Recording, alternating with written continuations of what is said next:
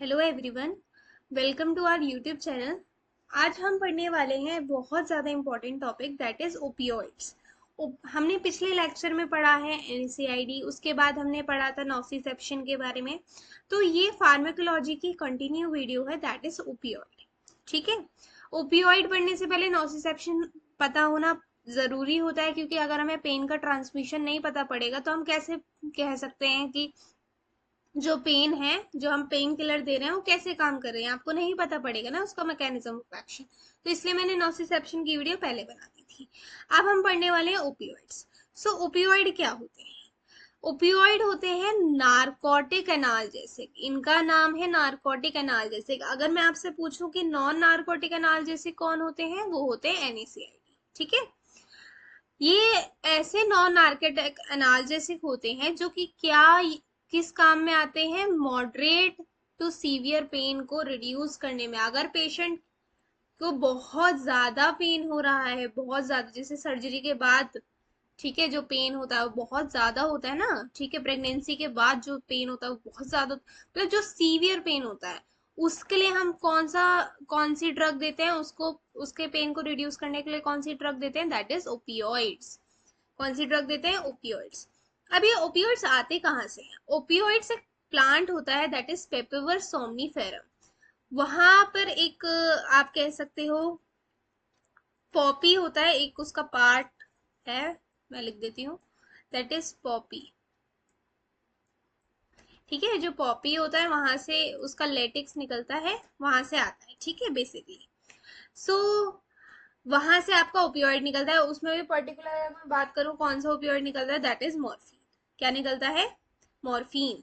Morphine भी एक type का क्या होता है? ओपियोइड। नाउ अब आपका एक और चीज जो बहुत ज्यादा इंपॉर्टेंट है इसमें, दैट इज इसका बहुत बड़ा मेजर साइड इफेक्ट आता है, ठीक है, that is dependence and tolerance. अब एक टर्म है यहाँ पर डिपेंडेंस, एक टर्म है यहाँ पर टॉलरेंस। इन सबसे क्या समझते हो आप? देखो, डिपेंडेंस से तो आप समझ जाते होगे कि हाँ कोई चीज है जो उस पर डिपेंड हो गई है। फॉर एग्जाम्पल, कोई पर्सन है जो ओपियोइड बहुत ज्यादा ले रहा है, ठीक है। वैसे ओपियोइड हम ऐसे नहीं दे देते हैं किसी पेशेंट को, जब तक डॉक्टर उसे प्रेस्क्राइब नहीं दे करता है तब तक हम ओपियोइड्स नहीं दे सकते हैं किसी भी पेशेंट को, ठीक है, क्योंकि उसका सबसे ज्यादा मेजर साइड इफेक्ट है ये होता है डिपेंडेंस और टॉलरेंस। तो ये क्या है डिपेंडेंस और टॉलरेंस? अगर हम किसी पेशेंट को ओपियोइड देते हैं तो वो उस पे क्या हो जाता है, डिपेंड हो जाता है, वो डिपेंडेंट प्रॉपर्टी शो करता है, उसे फिर वो बार बार चाहिए होता है। तो ये तो हो गया डिपेंडेंस। दूसरा होता है टॉलरेंस। अब टॉलरेंस आप ऐसे समझिए कि for example, just an example, ठीक है, कोई पर्सन है उसको 1 mg की हमने ओपियोइड दी, ठीक है, 1 mg मॉर्फिन दिया, ठीक है, कुछ भी दिया, मतलब ओपियोइड थी 1 mg की, तो उसका इफेक्ट है analgesia, that means pain killer. तो अगर जैसे ही हम उसे 1 mg की ओपियोइड देंगे, जैसे ही मॉर्फिन देंगे 1 mg की, तो उसका पेन रिड्यूस हो गया। अगर हम इसे बार बार देंगे तो वो जो 1 mg इफेक्ट प्रोड्यूस करने में सफिशिएंट थी, अब हमें डोज को दुगना करना पड़ेगा या तिगुना करना पड़ेगा, तब जाके वो इफेक्ट को प्रोड्यूस कर पाए। उसे बोलते हैं टॉलरेंस। मतलब जितनी डोज पे काम चल पा रहा था अब उतनी डोज पे काम नहीं चल पा रहा है, उससे ज्यादा डोज देनी पड़ रही है, तो उसे बोलते हैं, उस प्रॉपर्टी को बोलते हैं हम टॉलरेंस। तो ये सबसे ज्यादा मेजर साइड इफेक्ट होता है, that is dependence and tolerance, जो कि सही नहीं है पेशेंट के लिए, ठीक है, क्योंकि ओपियोइड हम इतना नहीं दे सकते हैं। अब हम सबसे पहले क्या पढ़ते हैं, देखो, आपको कभी भी फार्मा पढ़नी हो तो फार्मा आपको किस वे में पढ़नी है, दैट इज सबसे पहले आपको उसका, वो क्या होती है, कौन सी ड्रग किस काम के लिए होती है, वो तो आपको पढ़ना पड़ेगा। दूसरा, आपको उसका मैकेनिज्म ऑफ एक्शन जाना पड़ेगा, देन आप क्लासिफिकेशन पे जाइए। ठीक है, तो सबसे पहले हमने पढ़ लिया कि ओपियोइड का क्या काम है, राइट, ये हमने पढ़ लिया, ये हमने सीख लिया। नाउ अब हम जाते हैं इसके मैकेनिज्म ऑफ एक्शन पे। अब देखो, मैकेनिज्म ऑफ एक्शन जानने से पहले आपको हर ड्रग का इफेक्ट पता होना चाहिए। फॉर एग्जांपल, मैंने ओपियोइड लिया, अब मेरी बॉडी में जाके वो कर क्या रही है ये तो आपको पता होना चाहिए ना, तभी तो आपको उसका मैकेनिज्म ऑफ एक्शन तो बाद में समझ आएगा। पहले आप ये तो जान लीजिए कि वो आपकी बॉडी में जाके क्या इफेक्ट प्रोड्यूस कर रही है। तो इफेक्ट कैसे प्रोड्यूस करती है उसके क्या कह सकती हूँ मैं, अब उसके लिए आपको ओपियोइड रिसेप्टर पता होने चाहिए। देखो, ओपियोइड रिसेप्टर तीन टाइप के होते हैं, that is mu, delta and kappa. ठीक है, म्यू तीन टाइप का होता है, म्यू 1, म्यू 2 और म्यू 3। ठीक है, म्यू 1 क्या काम करता है, सिडेशन। अगर जैसे म्यू 1, अगर ओपियोइड म्यू 1 से बाइंड करेगा तो सिडेशन कॉज करेगा, एनाल्जेसिया कॉज करेगा, टॉलरेंस कॉज करेगा, डिपेंडेंस कॉज करेगा। ठीक है, बट जब अगर वो म्यू 2 से बाइंड करता है तो उसके इफेक्ट अलग आते हैं, म्यू 3 से बाइंड करता है तो उसके इफेक्ट अलग आते हैं। अब इतने सारे इफेक्ट आपको याद कैसे हैं? ठीक है, इट्स वेरी इंपॉर्टेंट थिंग कि आप फार्मा पढ़ लेते हो पर आपको याद नहीं होती है, तो उसके लिए हमें निमोनिक पता होना जरूरी है। ठीक है, तो इसके लिए मैंने एक निमोनिक बना रखा है जो आप देख सकते हो, आपको बता देती हूँ क्या निमोनिक है। ठीक है, आप अगर म्यू का आपको जानना है तो मैंने एक निमोनिक बता देती हूँ, प्रेम। क्या है इसका निमोनिक, साप्रेम डिटॉल। ऐसे आप याद रख सकते हो। ठीक है, तो सा और डिटॉल ये तो म्यू 1 के हैं। ठीक है, ये दोनों किसके इफेक्ट, म्यू 1 के। प्रेम जो है वो म्यू 2 के इफेक्ट है। ठीक है, ऐसे आप याद रख सकते हो, और अलग से म्यू 3 का याद रखना, वेजोडाइलेशन। ठीक है, सो म्यू 1 का इफेक्ट क्या होता है, that is S stands for sedation, analgesia, tolerance, मतलब डिटॉल में डी टॉल। ठीक है, D tol, dependence, tolerance, analgesia, sedation. अगर जैसे म्यू रिसेप्टर पे बाइंड होता है, म्यू 1 रिसेप्टर पे बाइंड होता है तो ये चारों इफेक्ट शो हो जाएंगे। अगर म्यू 2 से बाइंड होता है तो क्या क्या होगा, प्रेम से P, that is peristalsis. Peristalsis क्या हो जाएगी, कम हो जाएगी। पेरिस्टेल्सिस क्या हो जाएगी, कम हो जाएगी, जिसकी वजह से पेशेंट में एक चीज दिखाई देगी, आपको पता ही है क्या दिखाई देता है अगर पेरिस्टेल्सिस कम होता है तो, कॉन्स्टिपेशन। क्या दिखाई देगा, कॉन्स्टिपेशन, कॉन्स्टिपेशन दिखाई देता है। दूसरा क्या होता है, रेस्पिरेटरी डिप्रेशन, पेशेंट में रेस्पिरेटरी डिप्रेशन दिखाई देगा। तीसरा होता है यूफोरिया, मतलब पेशेंट को अच्छा लगेगा, क्या लगेगा, अच्छा लगेगा, पेशेंट भी like oh wow, like that. ठीक है, यूफोरिया मतलब फीलिंग ऑफ हैप्पीनेस, मतलब अच्छा लगेगा उसे बहुत। तीसरा होता है मियोसिस। मियोसिस का क्या मतलब है, मियोसिस का मतलब वो सेल डिवीजन नहीं, मियोसिस का मतलब होता है प्यूपिल जो होगी वो कॉन्स्ट्रिक्ट हो जाएगी, उसे बोलते हैं मियोसिस। एक टर्म होता है मिड्रियासिस, एक टर्म होता है मिड्रियासिस। मिड्रियासिस का मतलब होता है प्यूपिल का डायलेट होना, उसे बोलते हैं हम मिड्रियासिस। पर ये क्या काम करेगी, मियोसिस। तो पी मतलब पेरिस्टेल्सिस, आर मतलब रेस्पिरेटरी डिप्रेशन, ई मतलब यूफोरिया, एम मतलब मियोसिस। ठीक है, और डी मतलब डिपेंडेंस, टॉल मतलब टॉलरेंस। तो ऐसे आप याद रख सकते हो। ठीक है, ये जस्ट निमोनिक है आपको याद करने का। म्यू 3 आप ऐसे ही याद रखिए, वेजोडाइलेशन कराएगा। वेजोडाइलेशन से क्या इफेक्ट प्रोड्यूस होता है, दैट इज हाइपोटेंशन। क्या इफेक्ट शो होता है, दैट इज हाइपोटेंशन, पेशेंट में हाइपोटेंशन दिखाई देगा। अब डेल्टा का आ जाते हैं हम, अगर ओपियोइड डेल्टा से बाइंड करेगा तो D stands for delta, D stands for depression, तो एज ए एंटी डिप्रेसेंट काम करेगा। अभी एंटी डिप्रेसेंट कैसे काम करता है, देखो हमारी जो वो होते हैं मोनोमाइन न्यूरोट्रांसमीटर, ये उनके लेवल को बढ़ा देता है, ये उनके लेवल को बढ़ा देता है।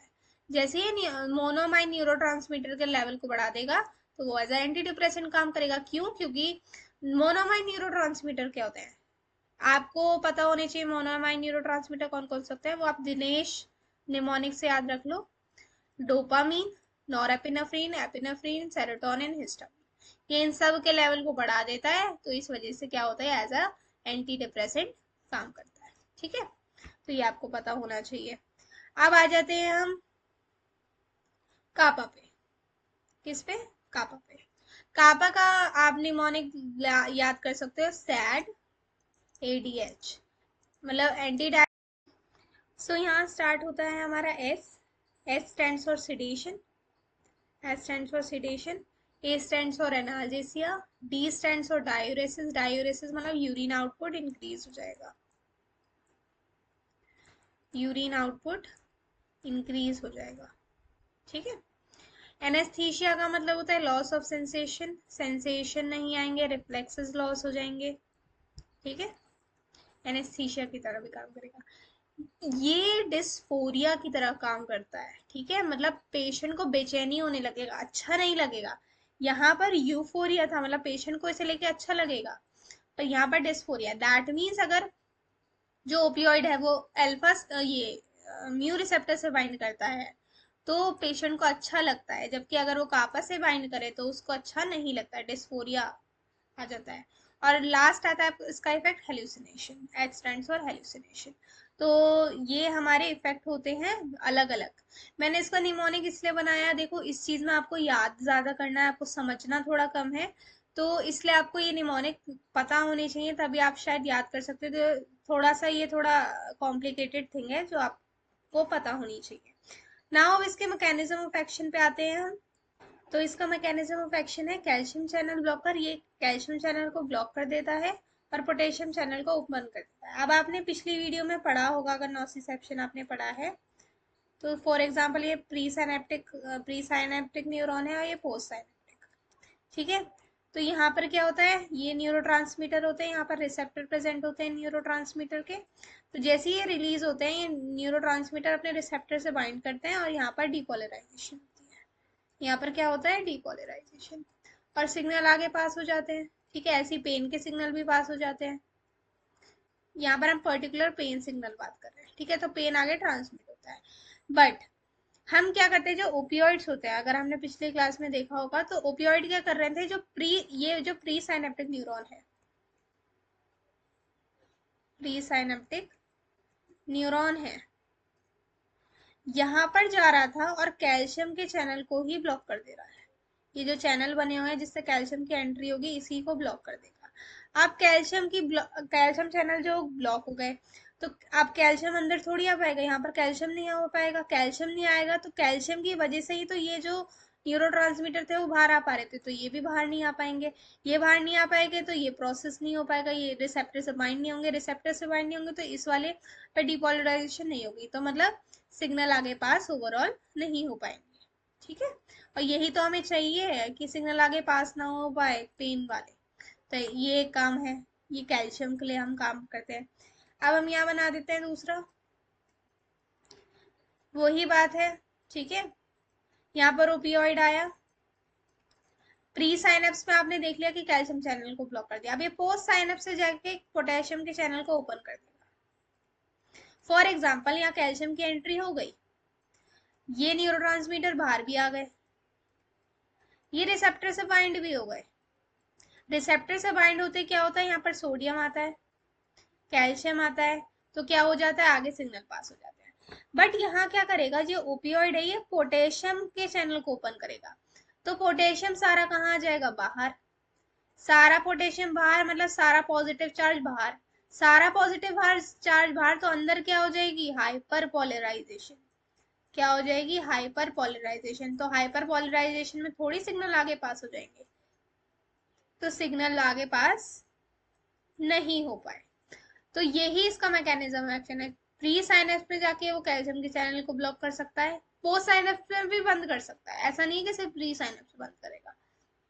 और पोस्ट साइनेप्स में जाके मेनली पोटेशियम चैनल को ब्लॉक कर देता है, ओ सॉरी ओपन कर देता है, ठीक है, ताकि हाइपर पोलराइजेशन हो जाए, ताकि क्या हो जाए, हाइपर पोलराइजेशन। तो ये इसका मैकेनिज्म ऑफ एक्शन ओपियोइड का। आई होप आपको समझ आया होगा। अब आपको बस इतना पता होना चाहिए, ये जो म्यू है वो क्या करता है, डेल्टा किस मैकेनिज्म से काम करता है और कापा किस मैकेनिज्म से काम करता है, ठीक है।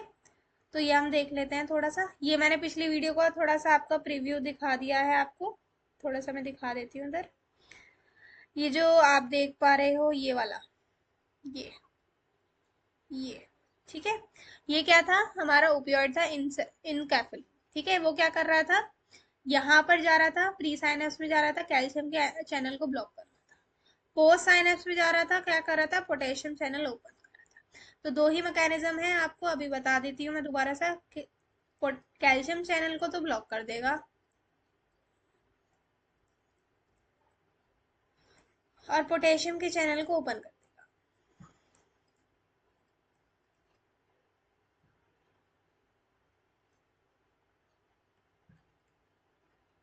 ठीक है, दो ही मैकेनिज्म। अब मैंने अभी आपको बताया कि आपको क्या पता होना चाहिए कि कापा कैसे काम कर रहा है, ठीक है, म्यू कैसे काम कर रहा है। तो अभी अब देखते हैं।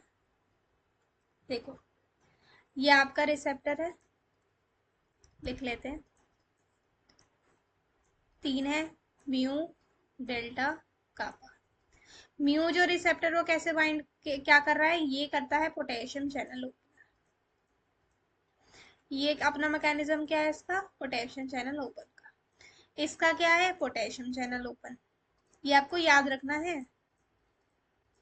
ये इकलौता है जो क्या कर रहा है, कैल्शियम चैनल ब्लॉक कर रहा है। तो ये आपको पता होना चाहिए कि ये कौन से मैकेनिज्म से काम कर रहा है। आई होप अभी आपको मैकेनिज्म ऑफ एक्शन समझ आ गया है अच्छे से। अब हमें मैकेनिज्म ऑफ एक्शन समझ आ गया है, तो अब हम किस पे बढ़ सकते हैं, आगे मूव ऑन कर सकते हैं हमारी क्लासिफिकेशन पे। किस पे, क्लासिफिकेशन पे। क्लासिफिकेशन कहाँ किस पे बेस कर रही है कि वो नेचुरल है, कि सेमी सिंथेटिक है, कि सिंथेटिक है। नेचुरल वाले दो एग्जांपल आप इसको याद रखोगे, एक है मॉर्फिन और एक है कोडीन। इसी के डेरिवेटिव्स हो जाएंगे, जैसे diethyl morphine, acetyl morphine, apomorphine, hydromorphine. तो ये आप ये याद रख सकते हो, ठीक है, कि मॉर्फिन मॉर्फिन मॉर्फिन तो आएगा, ये सारे सिंथेटिक है, तो ये सेमी सिंथेटिक है। मतलब ये नेचुरल को ही लेके उसको लेबोरेटरी में कुछ ना कुछ इसमें ऐड करा। और कोडीन का क्या हो जाएगा, फॉल कोडीन। ठीक है, तो ये आ गया। सिंथेटिक वाले वो होंगे जो बिल्कुल ही लेबोरेटरी में बनी है, जैसे फेंटेनिल। फेंटेनिल में आपको एक चीज याद रखनी है, फेंटेनिल इज रैपिड एक्टिंग। अगर आपसे पूछा जाए कि फेंटेनिल कैसी है, तो फेंटेनिल इज रैपिड एक्टिंग। ठीक है। दूसरा होता है ट्रामाडोल, ये तो बहुत यूज होता है। मैप्रिडीन, मेथाडोन, लोप्रामाइड, पैथिडीन, ऑक्सीकोडोन। तो ये इसके एग्जाम्पल हो गए। ठीक है।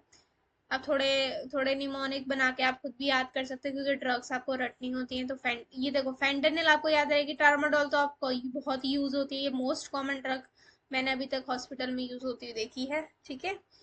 मेथाडोन भी होती है, लोप्रामाइड भी देखी है, ऑक्सीकोडोन ये सब नहीं देखा है मैंने, बट ये वाली ड्रग बहुत देखी है। ठीक है। पर रैपिड एक्टिंग अगर आपसे पूछा जाए तो कौन सी है, दैट इज फेंटेनिल।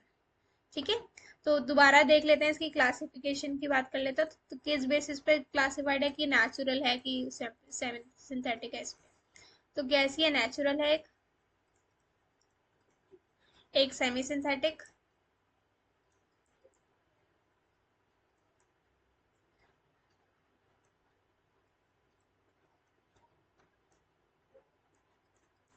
और एक है सिंथेटिक। ठीक है। नेचुरल में दो एग्जांपल आते हैं, मॉर्फिन और कोडीन। ठीक है। इसमें मॉर्फिन के डेरिवेटिव आ जाते हैं। ठीक है। जैसे कि एपोमॉर्फिन,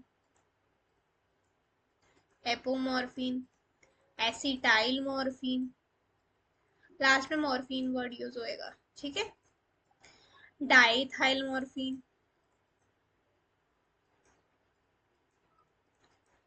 हाइड्रोमॉर्फिन। ठीक है। कोडीन में कौन सा हो जाएगा, फॉल कोडीन। ठीक है, ये एग्जाम्पल है। सिंथेटिक में आ जाएंगे आपके, जैसे fentanyl. Fentanyl this is rapid acting, rapid acting. दूसरा होगा ट्रामाडोल। ठीक है। तीसरा हो गया मैप्रीडीन। चौथा हो गया मैथाडोन। मैथाडोन का भी अभी एक प्रॉपर्टी आपको बताऊंगी। ठीक है। मैथाडोन। और क्या है, लोप्रामाइड, लोप्रामाइड, ऑक्सीकोडोन। ठीक है। और एक और ड्रग है आपका पैथिडीन। ठीक है। तो ये सब इसकी ये है ओवरऑल इसकी क्लासिफिकेशन, जो आपको याद करनी है। ठीक है। सो हमने क्या क्या कर लिया अभी तक, इसमें अभी हमने क्या क्या कवर कर लिया, दैट इज हमने इंट्रोडक्शन। ठीक है। Mechanism of action, mechanism of action और क्लासिफिकेशन। ठीक है, ये अभी हमारा कंप्लीट हुआ है। अब इसके बाद हम पढ़ते हैं इसकी क्या क्या इंडिकेशन है, किस किस चीज़ों में हम इसे देंगे, ओपियोइड हम किस किस कंडीशन में हम देते हैं, ठीक है। सो वो क्या है, ये किसकी ड्रग ऑफ चॉइस है। तो ये तीन चीज़ों की ड्रग ऑफ चॉइस है। सबसे पहले जो एमआई का पेन होता है, आपने सुना होगा एमआई का पेन बहुत ज़्यादा होता है, ठीक है, उसके लिए। दूसरा कैंसर के लिए। और तीसरा हार्ट फेलियर। पर ये हार्ट फेलियर की ड्रग ऑफ चॉइस नहीं है, ये heart failure with oedema, pulmonary oedema, इसकी ड्रग ऑफ चॉइस है, ये आपको याद रखना है। तीन चीजों में हम इसे, ये ड्रग ऑफ चॉइस है, दैट इज एमआई का पेन, कैंसर पेन और heart failure along with pulmonary oedema, then हम किसे देंगे, ओपियोइड देते हैं, ठीक है। नेक्स्ट हम बात करते हैं इसकी कॉन्ट्रा इंडिकेशन, किस में हम नहीं देंगे, किस में हम नहीं देंगे। तो ये मोस्ट इंपॉर्टेंट क्वेश्चन है जहाँ से क्वेश्चन आते हैं, ठीक है। सबसे पहले हम नहीं, किस में नहीं देंगे, अस्थमा में। किस में नहीं देंगे, अस्थमा में। अस्थमा वाले पेशेंट को हम ओपियोइड नहीं देते। दूसरा बाइलरी कॉलिक पेन, अगर किसी को बाइलरी कॉलिक पेन है या कोलोन रिलेटेड पेन है तो भी हम इसे नहीं देते, ये क्वेश्चन है, इंपॉर्टेंट क्वेश्चन है, ठीक है। दूसरा हम किसको नहीं देते, सीओपीडी वाले के पेशेंट को, या फिर जिसको कन्वर्जन आते हैं उनको नहीं देते हैं। हेड इंजरी वाले पेशेंट को नहीं देते हैं, इंक्रीज आईसीपी वाले पेशेंट को नहीं देते हैं, और जिसको पेनक्रेटाइटिस है और प्रेगनेंसी में भी हम ओपियोइड का यूज नहीं करते हैं। और चिल्ड्रन बिलो 15 भी,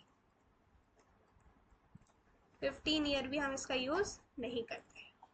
सो ये था इसका इंडिकेशन, किस किस में हम यूज करते हैं, एमआई में, कैंसर के पेन में, heart failure along with oedema, ठीक है। नॉट ओनली हार्ट फेलियर, उसमें पल्मोनरी, यहाँ पर पल्मोनरी एडिमा भी होना जरूरी है। किस में नहीं देते हैं, ये हम, ये एक निमोनिक से याद रख सकते हो आप। अस्थमा में नहीं देते हैं, बाइलरी कॉलिक पेन में नहीं देते, सीओपीडी एंड कन्वर्जन में नहीं देते, head injury, increased ICP and pancreatitis, pancreatitis से क्वेश्चन पूछा गया और बिलियरी कॉलिक पेन से पूछा गया। Now what is the side effect. Side effect आप बना सकते हो आराम से, कैसे, उसके जो इफेक्ट आप देखे थे, सबके म्यू के देखे थे, डेल्टा कापा के देखे थे, उसी से देखो। नोजिया वॉमिटिंग तो होता ही होता है, नोजिया वॉमिटिंग तो ज्यादातर हर ड्रग के साइड इफेक्ट होता है। दूसरा यहाँ पर कॉन्स्टिपेशन दिखाई देता है। कॉन्स्टिपेशन क्यों दिखाई दे रहा है, क्योंकि यहाँ पर पेरिस्टाल्सिस का मूवमेंट कम हो जाता है। किस रिसेप्टर की वजह से कम हो जाता है, म्यू2 रिसेप्टर की वजह से, म्यू2 रिसेप्टर की वजह से। डिप्रेशन हो जाता है, सॉरी रेस्पिरेटरी डिप्रेशन हो जाता है, किसकी वजह से, म्यू2 रिसेप्टर की वजह से। पिन पॉइंट प्यूपल हो जाती है, जिससे मियोसिस भी बोलते हैं, किसकी वजह से है, ये भी म्यू2 रिसेप्टर की वजह से। हाइपोटेंशन हो जाता है वेजो डायलिटेशन की वजह से, वेजो डायलिटेशन। कौन से रिसेप्टर पे, कौन सा रिसेप्टर रिस्पॉन्सिबल है इसके लिए, म्यू3 रिसेप्टर। टॉलरेंस डिपेंडेंस, ये किसके, ये कौन सा रिसेप्टर है, म्यू1। डायोरेसिस हो जाता है, यूरिन आउटपुट बढ़ जाता है, ये कौन से रिसेप्टर की वजह से, काफा। तो ये सब इसके साइड इफेक्ट हैं जो कि हमने सब पढ़ा है, जो म्यू रिसेप्टर होता है, डेल्टा रिसेप्टर होता है, कापा, इन सब की इफेक्ट की वजह से होता है। नाउ अब आपने सुना होगा ओपियोइड विड्रॉल भी कुछ होता है।